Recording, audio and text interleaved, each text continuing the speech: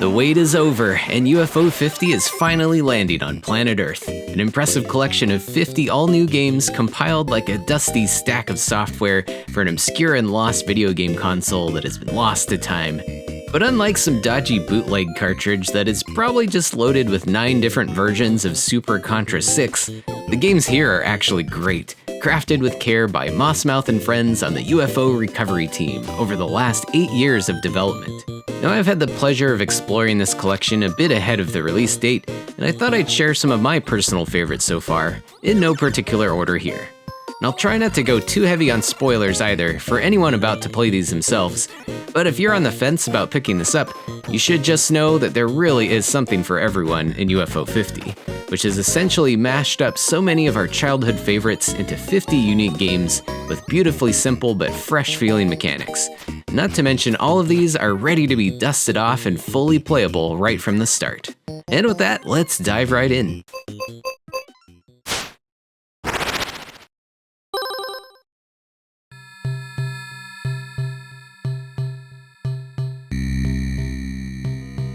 We'll save the best for first with Rakshasa, which feels basically like a lost sequel to Karnov, and if you know me, I am so here for it.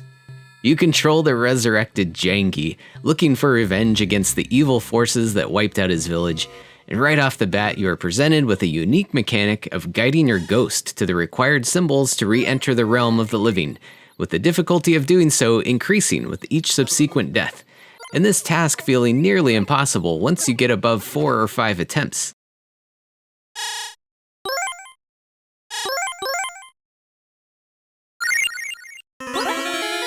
Now, the core of Rakshasa is a side-scrolling run-and-gun platformer with a somewhat methodical pace, but still feeling rather hectic once you start getting swarmed with hordes of enemies and projectiles. Now, if you don't like Karnov, first of all, what's wrong with you? But otherwise, don't worry too much, as this does smooth out some of the jankiness of our favorite fire-breathing friend, like his floaty free-falling, busted screen scrolling, and awkward inventory system. Rakshasa instead leans more into a pure arcade actioner in the spirit of Ghosts and Goblins, with several varied and atmospheric levels to explore, tons of bizarre monsters and beasts to encounter, and some large-scale and dramatic boss battles.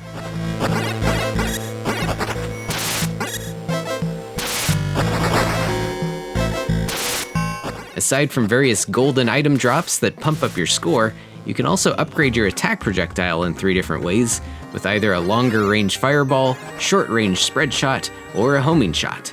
And as you progress, there are a few other fun surprise items as well. Honestly, if Rakshasa was released by itself as a standalone game, I would still be massively excited about it. And man, we've got 49 other games here.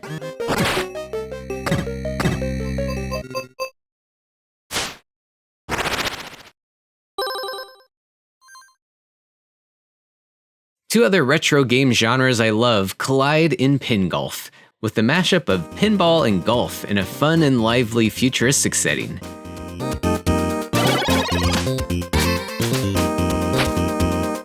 Pick the cyborg golfer you think looks the raddest, and then participate in a competitive tournament with the traditional method of golf scoring, but instead through 18 side-scrolling obstacle-laden holes, as opposed to the typical top-down or behind-the-back perspective that we're used to in most golf titles. You can control the angle and power of your shot, while trying to precisely traverse through the myriad of hazards and terrain. Different blocks of the course act like fairway grass, sand traps, or even ice, not to mention the pinball bumpers and other moving objects flying through the air ready to end your momentum, or maybe even send your ball to its doom entirely.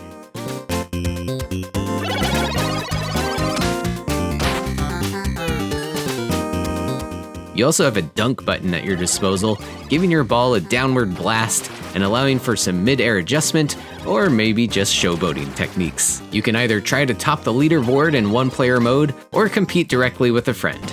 But either way, this is a super fun one that is quick to pick up and play, but can take a while to master.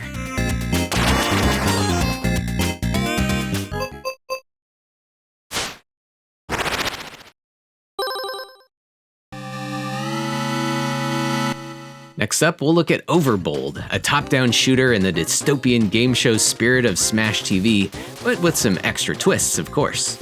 You play as a character from another UFO 50 game in the collection, and it's a good example of how some of the different game universes from the library are spread out across multiple games or even direct sequels.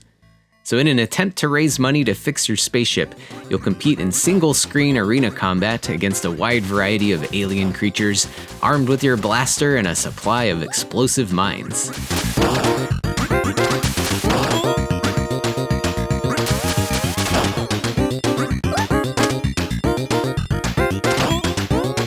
In between battles, you'll be able to purchase a wide variety of upgrades to your weaponry, additional health, and other defensive measures, or maybe even save up for a dash attack or your own drone.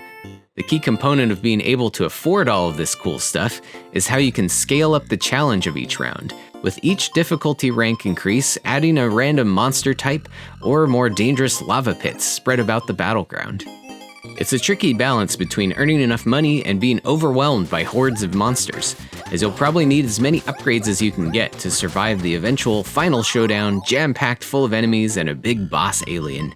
Some randomness is also thrown into the item purchasing as well, with one selection being on sale and another being overpriced, which will likely keep you from just attempting the same upgrade build over and over again.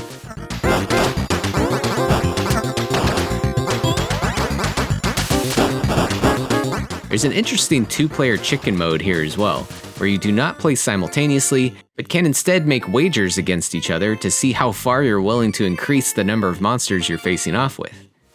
Overbold is a bit short if you know what you're doing, but it's an immensely satisfying challenge.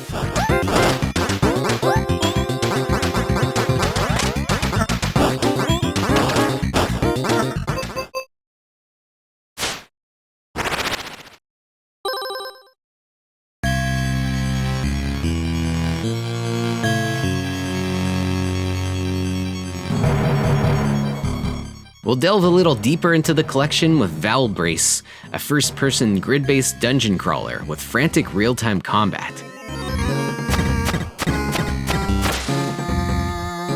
Upon your arrival to Nothrock Keep, you'll soon encounter the Lord of the Abyss, who promptly relieves you of your fancy armor and blade. So you'll have to start from scratch, navigating through procedurally generated floors of the dungeon, searching for better gear and mysterious items, tracking down switches or keys needed to access new areas, meeting various NPCs or encountering other events, and of course slaying fiendish creatures and monsters.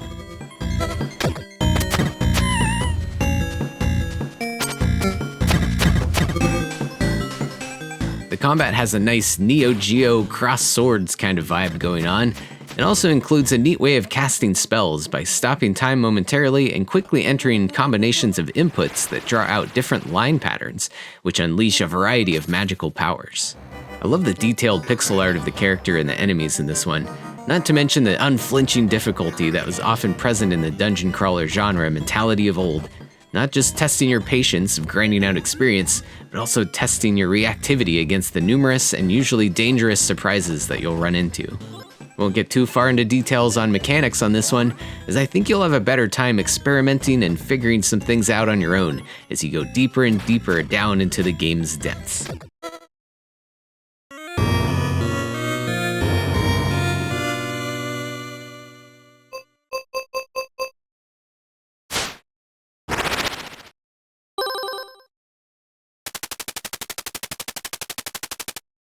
Point-and-click adventure horror also gets its time in the headlights with Manor.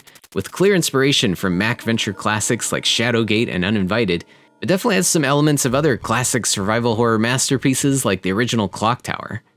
After a sudden car crash, you wake up disoriented on a blood-soaked mattress and must interact with your environment with the typical point-and-click look, move, and use interface. Now, to keep talking about this game, I do need to make a few minor spoilers here, so maybe skip to the next chapter in the video if you want. But as you escape the initial room and begin to explore the immediately creepy and mysterious mansion you have awoken in, you'll not only start to unravel the mystery of the home's residents, but even run into a roving and vicious killer. I love the way the cursor shakes with fear during these moments. There are even little reflex tests from time to time to ensure you stay hidden from his stabbing tendencies.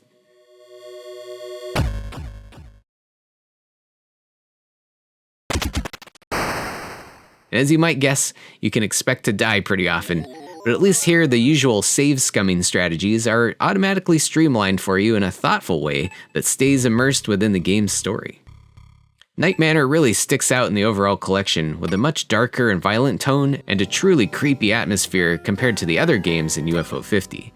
But it definitely still has a fun B-grade horror flick vibe to it, and even some replayability that you don't always find in this genre.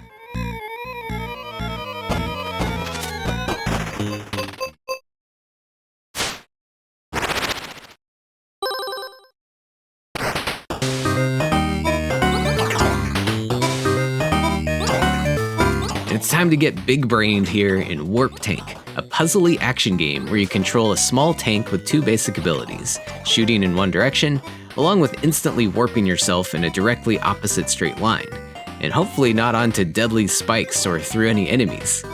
It's a beautifully simple concept, allowing the devs to flex their level design skills here, as you'll need every brain cell you've got to navigate through a wide array of stages, all connected by a level hub, which in itself is a pleasure to explore, and even holds some secrets of its own. Complexity increases as you go through the levels, with more hazards and enemies in your path, along with other things you'll need to interact with in interesting ways to figure out how to proceed, like these arrows that can alter your warp path, or shooting to create temporary walls.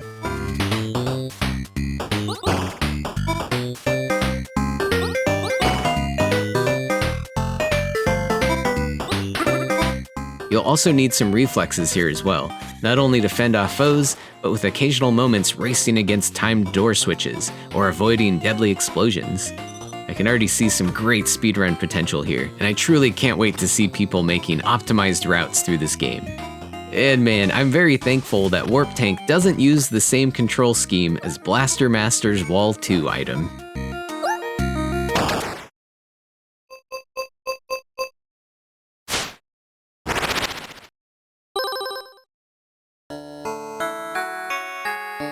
Tabletop and strategy game fans will also have plenty to dig into with this collection, including Lords of Diskonia, a fantasy-flavored take on the shuffleboard-like crokinole, where you'll command a small army of warrior discs. In each of the 10 supplied scenarios, you'll either be making strategic decisions on the overworld map, where you can gather resources and hire a variety of different units, or engage in combat with your opponent on a large battlefield, taking turns aiming and bouncing your discs around to either deal damage or perhaps to gather up even more resources for future battles.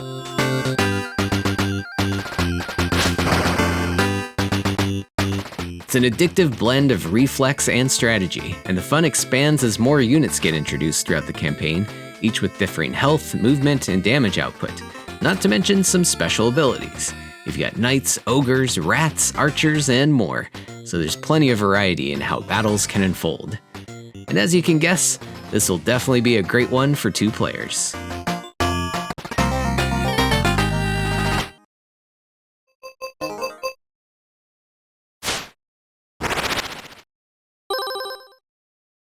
And finally, the last game on my shortlist here is the absolutely adorable Waldorf's Journey. Just look at him. Look at him! So you control the sleepy Waldorf, who's having a wonderful dream where he can launch himself into the air across a vast expanse of platforms and obstacles, even be able to flap his flippers a bit for some mid-air control, assuming he has eaten enough fish to have the energy to do so. Aside from munching on the fish scattered throughout the sky to keep Waldorf satiated, you can also pick up shells that can be used to buy a variety of useful items that will greatly increase your chances of not falling into the ocean, which will wake Waldorf from his dream, and you'll have to start over in a newly generated dream. Other wildlife are roaming about as well, some helpful and some not, and even the weather may be against you during this perilous journey. Now, this is probably one of the shorter games to complete if you can pull off a good run, but it still provides a great challenge, and you can keep topping your previous efforts by completing the game again with more shells in your supply.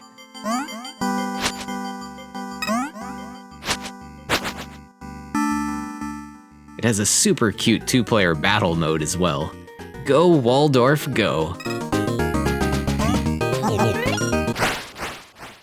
And that just skims the surface of 8 of my current favorites here, and the other 42 games beyond are also really great in their own unique ways, and I'm really looking forward to beating them all and filling up my library with the illustrious golden cartridges that you obtain in the process.